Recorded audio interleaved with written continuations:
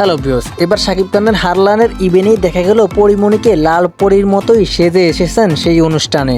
পরিমণি শাকিব খানের বিজনেসে আরো আগ থেকেই জড়িত রয়েছে। সম্প্রতি দেখা গিয়েছে হারলানের ইভেন্টে পরিমণি, শাকিব খান, সাকিব আল হাসান আরো অন্যান্য নায়ক নায়িকারাও সেখানে উপস্থিত ছিলেন। শাকিব খান, সাকিব আল হাসানকে দেখতে সেখানে উচ্চ পড়া ভিড়ও দেখা গিয়েছে। রীতিমতো শাকিব খানের তুফান সিনেমার মতোই কিন্তু তুফান দেখা গেছে হারলান অনুষ্ঠানে। যখন দুই জগতের দুই স্টার একসাথ হয় তখন তো এমনিতেই তুফান শুরু হয়ে যায়। সাকিব আল হাসান যেরকম খেলার মাঠে সুপারস্টার, তেমনি শাকিব খানও সিনেমা জগতের সুপারস্টার, মেগা স্টার বলা হয় শাকিব খানকে।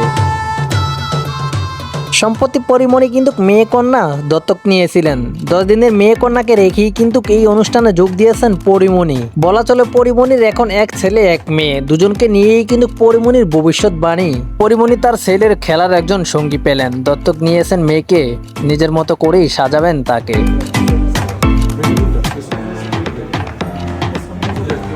এই ইভেন্টে পরিমণিকে লাল শাড়িতে বেশ সুন্দরই লেগেছে এবং শাকিব খানের সঙ্গেও কিন্তু বেশ মানিয়েছে। শাকিব খান তার কলকাতায় তুফান সিনেমার শুটিং রেখেই কিন্তু বাংলাদেশে এসে এই অনুষ্ঠানে যোগ দিয়েছেন এবং গতকালকেই কিন্তু ফিরে গেছেন কলকাতায় তুফান সিনেমার শুটিং এর জন্য।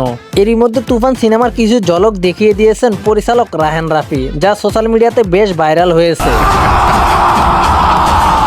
শাকিব খানের এই হারলানের ইভেন্টে মেহজাবিনকেও দেখা গিয়েছে। মেহজাবিন বলেন, আমি শাকিব ভাইয়ার বিশাল বড় ফ্যান, তাকে আমি খুব পছন্দ করি। সেই ইভেন্টে দেখা গিয়েছে মেহজাবিনকে ভিন্ন এক লুকেই, এর আগে কখনোই হয়তোবা দেখা যায়নি এরকম লুকে তাকে। বলা চলে শাকিব খানের এই হারলানের ইভেন্টে তারকাদের মেলাই হয়ে গিয়েছে, কিন্তু এখানে সবাইকে দেখা গেলেও দেখা যায়নি অপু বিশ্বাস এবং বুবলিকে। অপু বিশ্বাস হারলানের সঙ্গে যুক্ত থাকা সত্ত্বেও আসেননি এই অনুষ্ঠানে, হয়তোবা শাকিব খান থাকাতেই আসেননি অপু বিশ্বাস, এরকমটাও মনে করছেন অনেকে। তো যাই হোক ভিউয়ার্স, শাকিব খান, সাকিব আল হাসান এবং পরিমণিকে নিয়ে আপনাদের কোনো মন্তব্য থাকলে অবশ্যই কমেন্ট বক্সে কমেন্ট করে জানিয়ে দিতে পারেন।